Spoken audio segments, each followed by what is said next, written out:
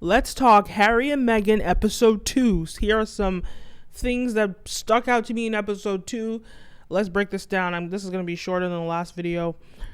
Let's run through this. So, the first thing that stood out to me was the royal press system, and how sort of that was orchestrated. So if I go ahead and so Harry and Meghan kind of break down for us how the royal press was in cahoots with the British media and how they sort of work together with the internet trolls, how they work together to sort of push out this narrative more importantly, this system, they have this agreement for about 30 years since he was a baby, since sort of like the new age of media and sort of leading up to the internet era.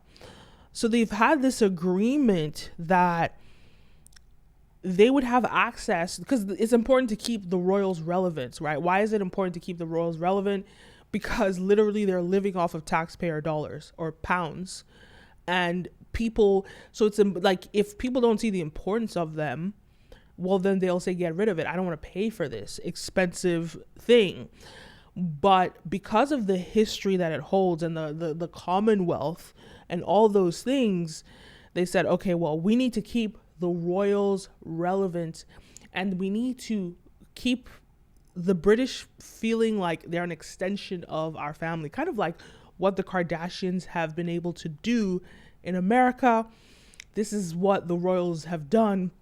And guys, if you didn't know this, in the 70s, the Queen had a reality TV show that was on TV that kind of showcased her life, right? She had a reality TV show. So when I see people like Piers Morgan coming after Meghan and Harry for being reality TV stars, let's remember our good old Queen Elizabeth II was also a reality TV star.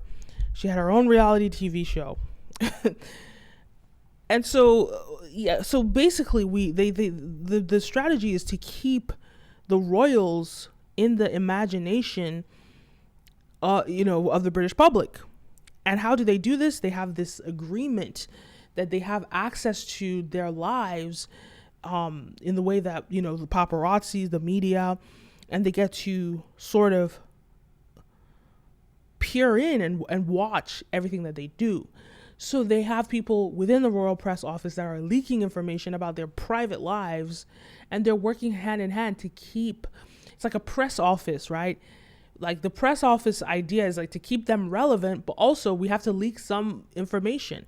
And so they have people, so even within the royal household, Harry has to be careful who he trusts.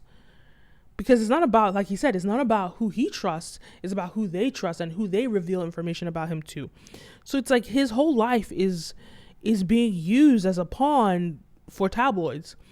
And that's what is probably very upsetting to him and traumatizing to him, because it's almost like it's one thing if you look at Justin Bieber or the Kardashians, they have their own house and their press office is in a different office.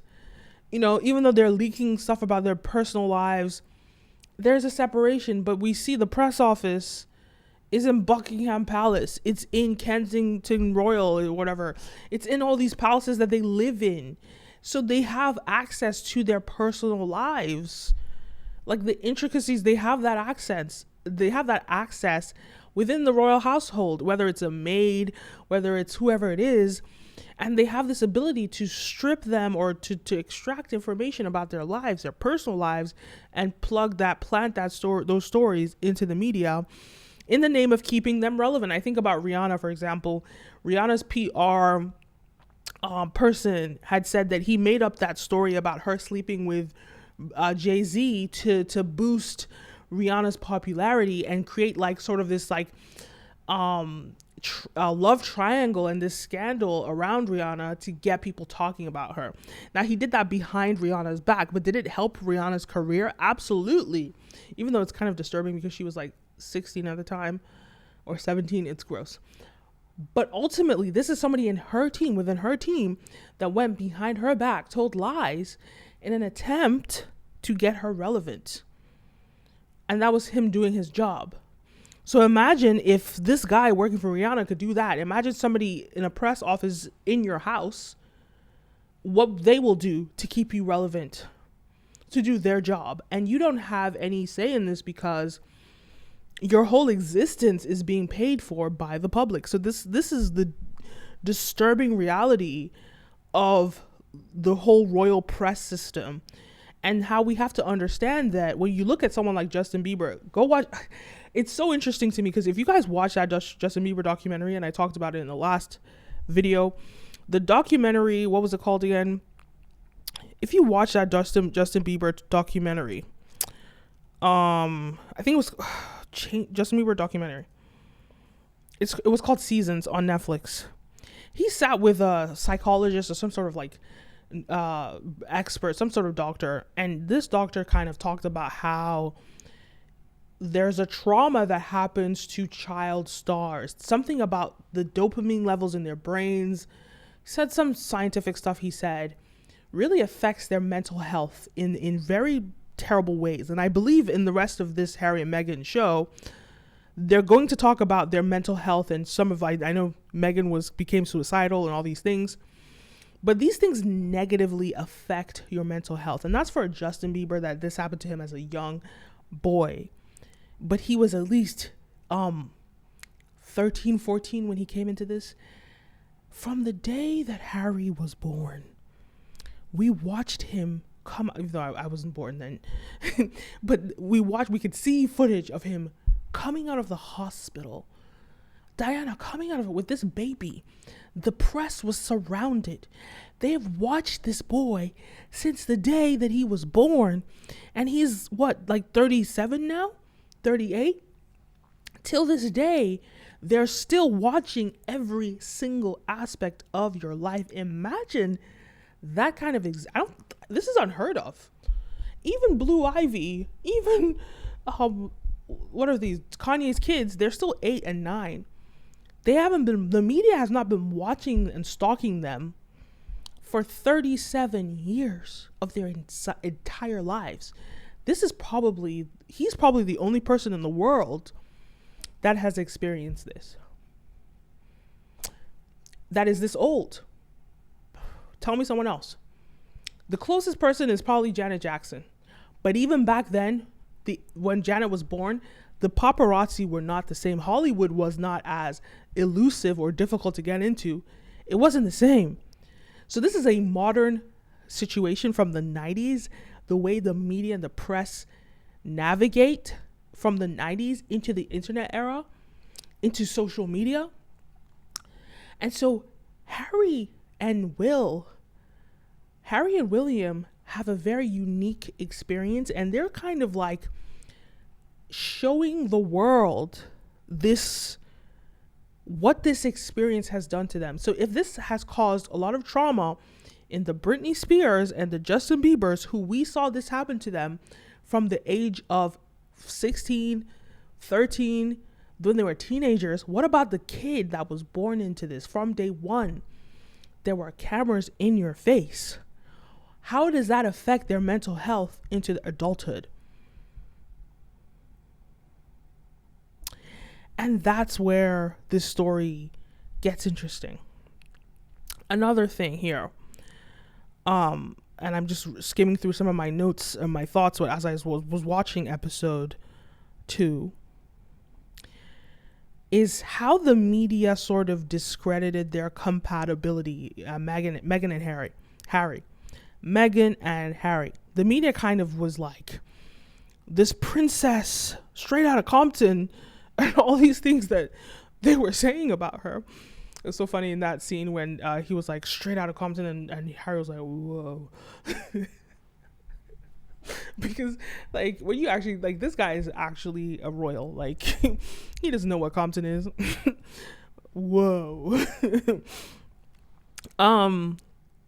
But the media has made so much efforts to discredit their union, their love.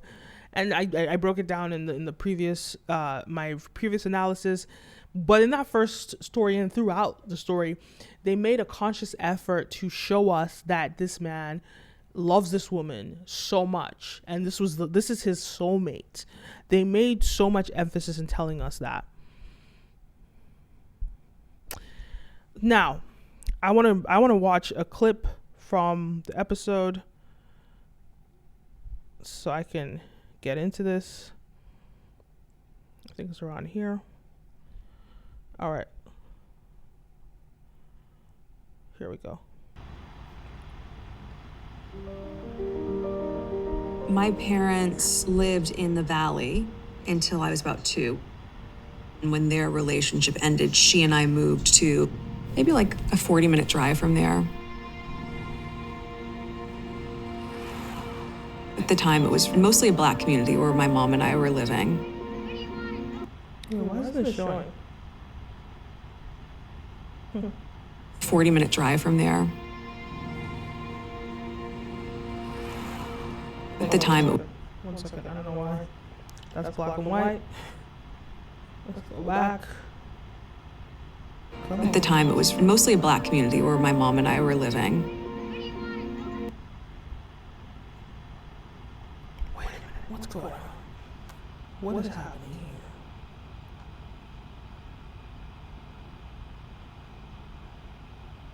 here? We were close to my mom, her grandma. My sister was close by, and my girlfriends were close by. So we had a nice network of women who really helped me raise Meg. She was always so easy to get along with, very congenial, making friends. You know, she was a very empathic child, very mature. I remember asking Meg, did I feel like her mom? And she told me that I felt like her older, controlling sister. I never forgot that.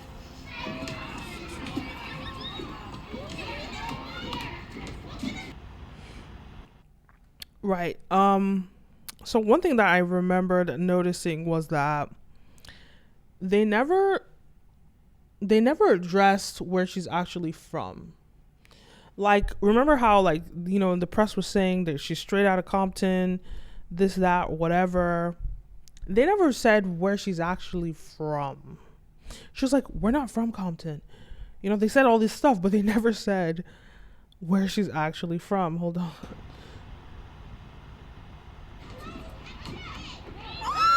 Miss Debbie!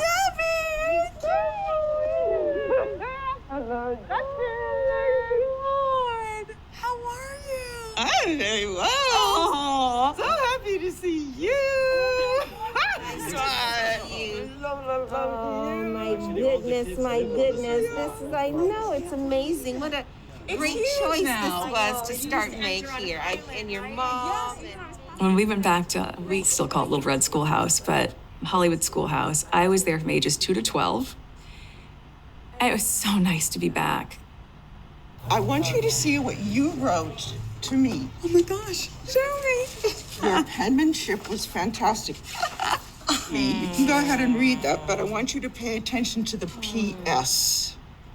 Dear Miss Debbie, you have helped me so much. Since I was 2 years old, I knew I could count on you to be there for me as a principal and also a friend.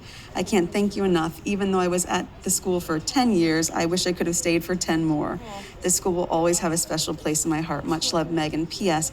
When I am rich and famous, when I write my life story, I will talk about you and the school so you will be known worldwide. So there we have a few things here. That's the scene. I don't know, for some reason I think Netflix is not letting me show the image because I think it senses that I'm recording something. But anyway, in that scene we have her teacher hugging her, showing that she's not just loved by Harry, but she's loved by even her first grade teacher. Some of the tactics that I talked about that's used in storytelling, not manipulative, but it's just kind of what we use in storytelling. So they show that scene of her teacher admiring her, and then she says this thing. She says this thing about how when I become famous, I'm going to write about you in my life story. And it's so funny because this is her life story and she's showing her teacher. And so it goes back to the previous episodes when I talked about some of the skill sets that they show, or the tools that they use in storytelling to showcase somebody, a protagonist specifically, and sort of like get you to like a protagonist. So I said unfair injury. That was about how the sort of like the media attacks her, racializes it, attacks her extremely. Her bravery, the fact that she even married him in the first place, despite all the challenges, she was brave enough to not just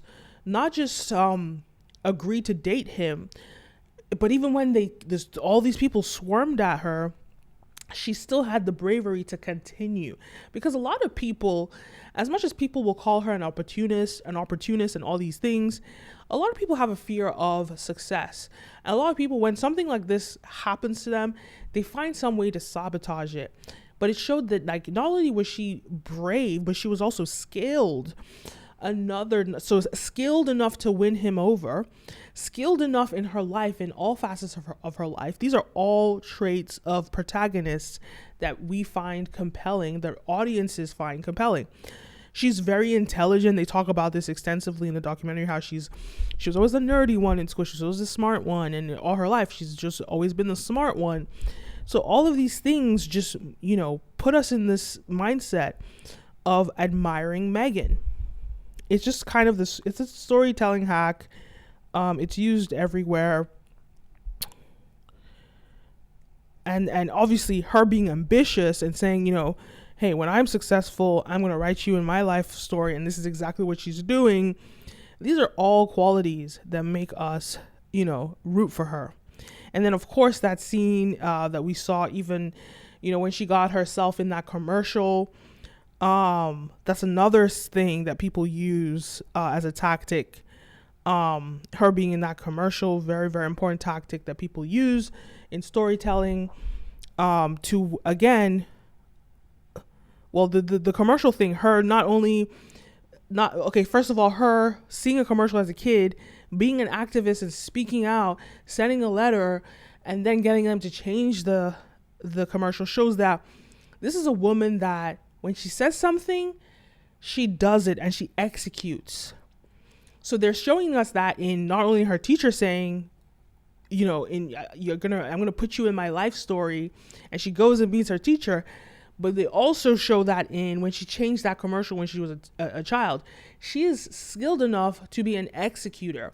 She also got Harry, which is every girl's dream in the world, or every girl's dream in the world. She won him over and she executed. She married him.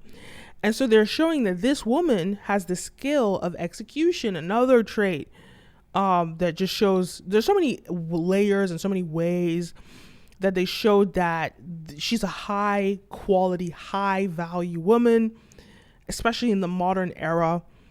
And that just kind of made her, these are tactics used to make people love her.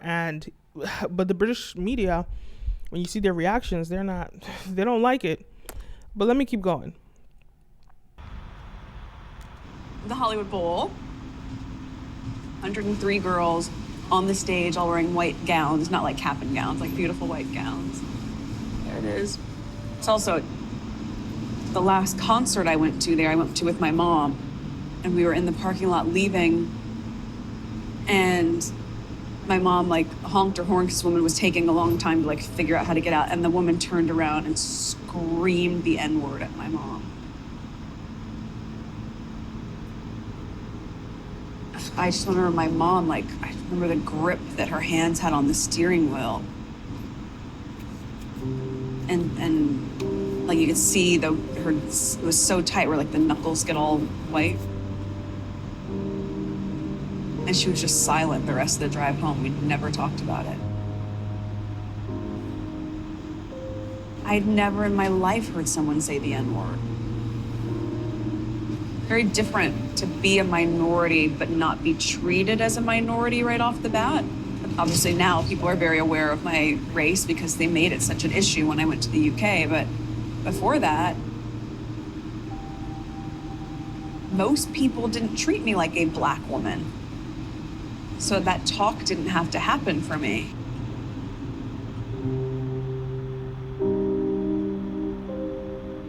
As a parent, in hindsight, absolutely, I would like to go back and have that kind of real conversation about how the world sees you.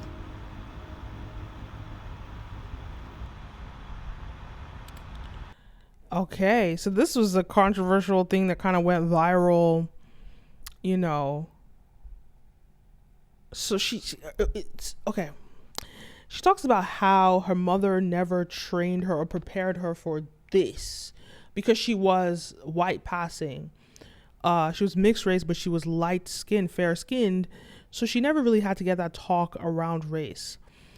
Now, on my other channel, I kind of talked about this, but I talked about it before having watched the full documentary. Here's my take now that I'm watching the documentary. I think it was irresponsible of her mother and anyone, any parent really, despite the race of this person, not to teach their kids about prejudice in the world, especially having that happen to her in that moment when the woman screams the N-word at her.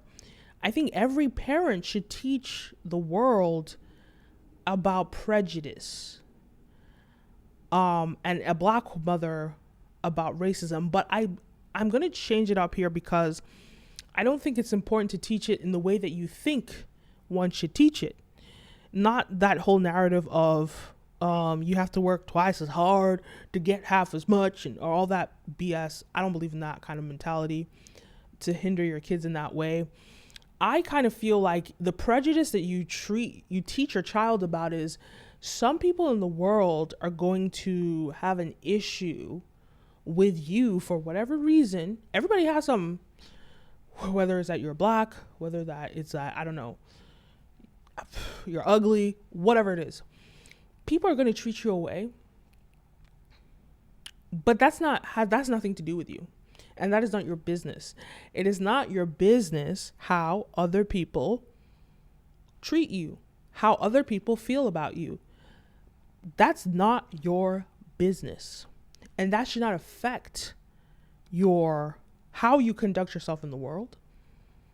And I know some people are going to disagree with me, but I stand by this. Other people's feelings about you should not make you change who you are, change how you behave.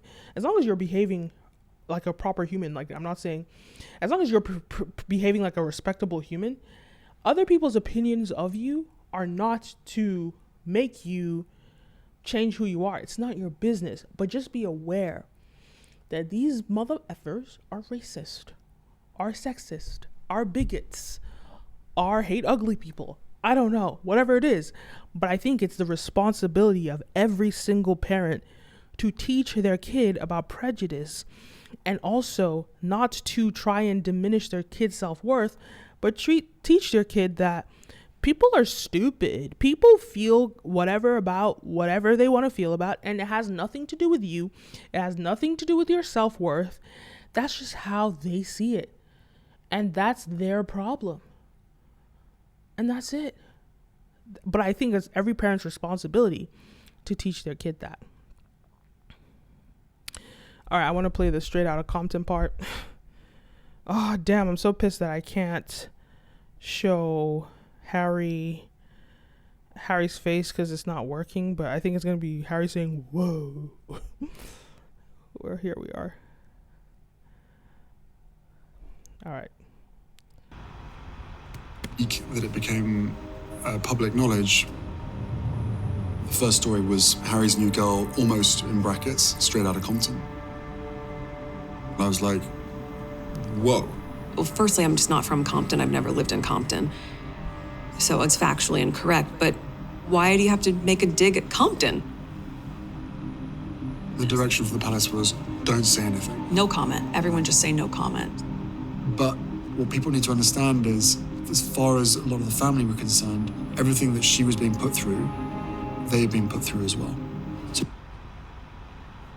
It was almost like a rite of passage.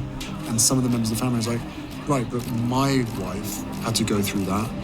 So why should your girlfriend be treated any differently? Why should you get special treatment? Why should she be protected? And I said, the difference here is the race element.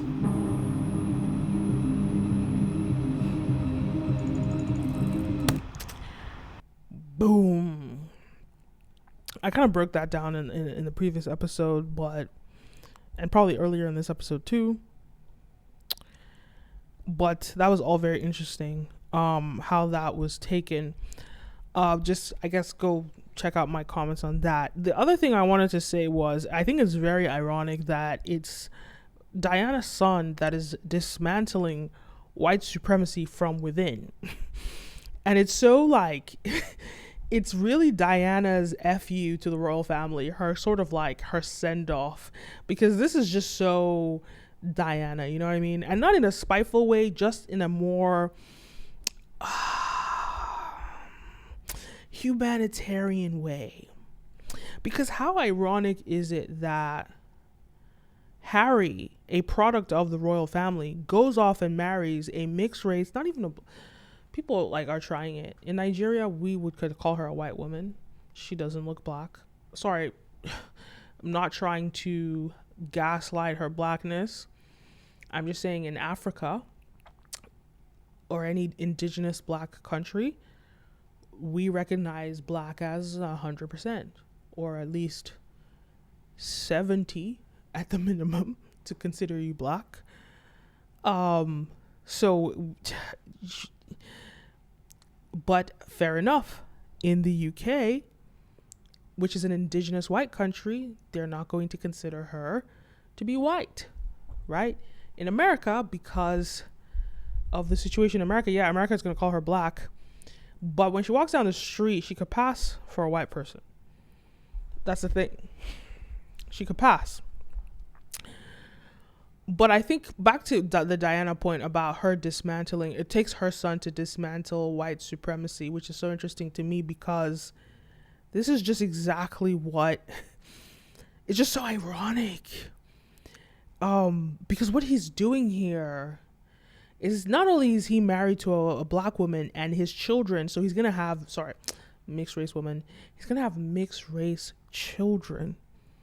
And these kids are not going to be the first royal mixed race kids. Obviously, they're going to have been royals that had kids out of wedlock that was hidden. Of course. But this is not the first one, but this is the first legitimized ones. And the irony is that they reflect the majority of the Commonwealth, a tool that the royal family used to build its wealth and prestige, literally on the backs of the Commonwealth. And now we see the Commonwealth becoming members of the royal family. But white supremacy is so upset with this, and so upset with this disorder of the world that they know and the world that they believe it should be, that they're so outraged. But there's nothing you can do about it. Because what's going to happen next? Watch William's son marry a fully black woman, and therefore the next king of England is half black. Watch that happen and see what happens. But basically, evolution happens in action. And just as Diana walked so Harry could run, I don't know what William's son's name is, can fly. He can fly. And it's so funny because the people that were used to build the royal family, black people used to build white supremacy, are now getting their compensation by infiltrating the highest white supremacist, the pinnacle of white supremacy. It's just ironic. And it's funny how Harry, a product of the royal family, is an anti-racist. And not only dismantling it by choosing a mixed race woman to marry, but dismantling it by fighting for it and releasing this documentary, fighting for, to me, the most important thing: anti-blackness, inclusion. And what does inclusion means? It means including them in your family. Whew. Anyway, it's all very interesting. Very, very good stuff, episode 2. And check back with me on the last one, where I break down my thoughts on the final episode. Great content. Let me know your thoughts. Leave a comment down below. Don't forget to like, follow, subscribe, all the above. And I'll see you in the next one. A peace. Oh, my name's Kenim, guys. Like, follow, subscribe. And I'll see you next time.